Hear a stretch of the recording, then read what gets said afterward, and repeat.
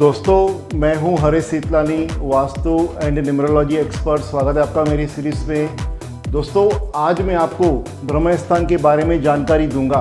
दोस्तों, आज के वीडियो में हम जानेंगे कि वास्तुशास्त्र में ब्रह्मस्थान और ब्रह्म पॉइंट क्या होते हैं, ब्रह्मस्थान और ब्रह्म पॉइंट कैसे फाइंड आउट करते हैं, ब्रह्मस्थान किस तरह का होना चाहिए, ब्रह्मस्थान के लिए हमें किन चीज़ों को अवॉइड करना है, ब्रह्मस्थान के दोष से घर में क्या प्रॉब्लम हो सकते हैं और जानेंगे उनकी रेमेडीज़।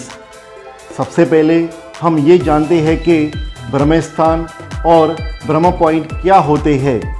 दोस्तों, वास्तुशास्त्र में किसी भी प्रॉपर्टी का जो मध्य यानी कि जो सेंटर पोर्शन होता है उसे ब्रह्मस्थान कहते हैं। दोस्तों, ब्रह्मस्थान इस शब्द में ब्रह्म का मतलब है लॉर्ड ब्रह्मा यानी कि ब्रह्मदेव, जो क्रिएटर यानी कि रचयिता है इस यूनिवर्स के, और स्थान का मतलब है प्लेस यानी कि जगह।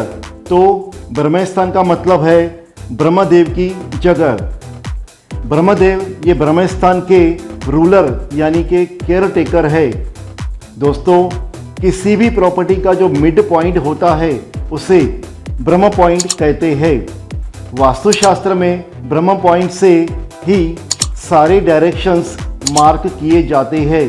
ब्रह्म पॉइंट ये घर का या किसी भी प्रॉपर्टी का नावेल यानी कि नाभि माना जाता है।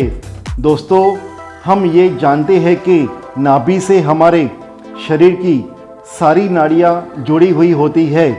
इस तरह ब्रह्मस्थान से घर की सारी एनर्जीज जुड़ी हुई होती है, उनका फ्लो जुड़ा हुआ होता है। ब्रह्मस्थान ये हब है एनर्जीज के फ्लो के लिए। चलिए दोस्तों, अब हम ये जानते हैं कि ब्रह्मस्थान और ब्रह्म पॉइंट को कैसे फाइंड आउट किया जाता है। दोस्तों, ब्रह्मस्थान और ब्रह्म पॉइंट फाइंड आउट करने के लिए सबसे पहले आपको आपके घर का लेआउट यानी कि नक्शा लेना है और फिर देखना है कि ये लेआउट स्क्वायर या रेक्टेंगल के फॉर्म में है कि नहीं। अगर ये स्क्वायर या फिर रेक्टेंगल के फॉर्म में नहीं है तो इसे स्क्वायर या फिर रेक्टेंगल का फॉर्म देना है। दोस्तों, किसी भी लेआउट को स्क्वायर या रेक्टेंगल का फॉर्म कैसे देना है और उसका मिड पॉइंट यानी कि ब्रह्म पॉइंट कैसे फाइंड आउट करना है, ये मैंने मेरे प्रीवियस वीडियो में एक्सप्लेन किया है। दोस्तों, इसके लिए आप मेरे प्लेलिस्ट को फॉलो करें। अब हम जानते हैं कि ब्रह्मस्थान को कैसे फाइंड आउट करना है। दोस्तों, ब्रह्मस्थान फाइंड आउट करने के लिए उसी स्क्वायर या रेक्टेंगल वाले लेआउट को आपको वर्टिकली 3 इक्वल पार्ट्स में डिवाइड करना है और हॉरिजॉन्टली 3 इक्वल पार्ट्स में डिवाइड करना है। इससे आपको 9 इक्वल पार्ट्स मिलेंगे।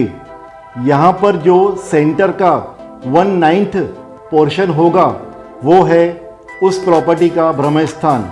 इसे ब्रह्म रीजन भी कहते हैं। दोस्तों, अब हम जानते हैं ब्रह्मस्थान किस तरह का होना चाहिए। दोस्तों, 5 एलिमेंट्स यानी कि 5 तत्वों में से स्काई यानी कि आकाश तत्व ये ब्रह्मस्थान में पाया जाता है। इसीलिए ब्रह्मस्थान हमेशा खुला हुआ होना चाहिए। दोस्तों, वास्तु पुरुष का स्टोमक, नावल और स्पाइन ब्रह्मस्थान को ऑक्यूपाई करता है। इसीलिए ये ब्रह्मस्थान हल्का होना चाहिए। दोस्तों, यही कारण है कि पुराने समय में घर का मध्य हमेशा खुला हुआ रहता था और उसके अराउंड्स सारे रूम्स बनते थे। पर आज के फास्ट सिस्टम में ब्रह्मस्थान खुला हुआ होना पॉसिबल नहीं है। चलिए दोस्तों, अब हम जानते हैं ब्रह्मस्थान के लिए हमें किन चीज़ों को अवॉइड करना है। दोस्तों, ब्रह्मस्थान में कभी भी किसी तरह का हैवीनेस या हैवी कंस्ट्रक्शन नहीं होना चाहिए। ब्रह्मस्थान में कभी भी पानी यानी कि वाटर का सोर्स नहीं होना चाहिए, पिट यानी कि गड्ढा, और डिप्रेशन नहीं होना चाहिए। दोस्तों, अगर आपकी प्रॉपर्टी में ब्रह्मस्थान में पानी या गड्ढा है तो आप इसे भर दीजिए, यही इसके लिए रेमेडी है। दोस्तों, ब्रह्मस्थान में कभी भी टॉयलेट नहीं होना चाहिए। ब्रह्मस्थान ये कभी भी घर के बाहर नहीं होना चाहिए।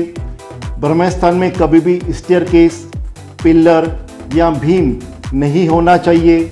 ये हैवीनेस क्रिएट करते हैं ब्रह्मस्थान में। ब्रह्मस्थान में हमें gas stove, bed, heavy storage को हमेशा अवॉइड करना है। दोस्तों, अब हम ये जानते हैं कि अगर ब्रह्मस्थान में किसी प्रकार का दोष होता है तो हमें किस प्रकार की प्रॉब्लम्स आती है। दोस्तों, ब्रह्मस्थान के डिफेक्ट से घर के किसी भी फैमिली मेंबर को स्टोमक या बैक का प्रॉब्लम होने की पॉसिबिलिटी होती है। फाइनेंशियल प्रॉब्लम्स और प्रगति में रुकावट भी आ सकते हैं।